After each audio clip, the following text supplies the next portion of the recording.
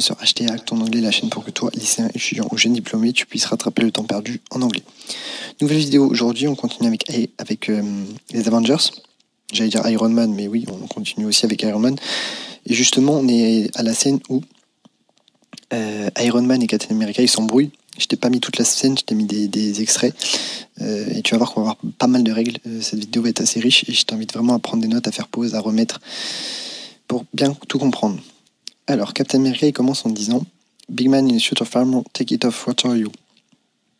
Ensuite, ça passe un petit peu et on a Iron Man qui répond A hero like you, you're lab rat Rogers. Everything special about you came out of a bottle. Et enfin, la scène se finit avec Captain America qui dit Put on the suit, let's go for a few rounds. Alors, qu'est-ce qu'on peut tirer de cette vidéo-là? Pas mal de choses. On va commencer avec la première phase. Big man in a suit of armor. L'idée c'est, tu joues au gros bras sous ton armure, avec ton armure. Mais si tu l'enlèves, qu'est-ce que t'es? Take it off, ça veut dire take off, ça veut dire enlever. Je t'ai mis un résumé juste après. Take off, ça veut dire enlever. A hero like you comme toi. On a like dans ce sens-là qui signifie comme. Your lab rat, ça veut dire que tu as une expérience en fait. Un rat de laboratoire, c'est une expérience qui est faite sur lui en général. Everything special about you, tout ce qui fait que tu es spécial en fait, everything dans ce sens-là signifie tout. Donc tout ce qui fait que tu es spécial. Came c'est le prétérit de come, qui veut dire venir, mais là on a out. Donc on a l'idée de venir de quelque chose, donc sortir en fait. To come out, c'est sortir. Donc tout ce qui fait que tu es spécial sort d'une bouteille.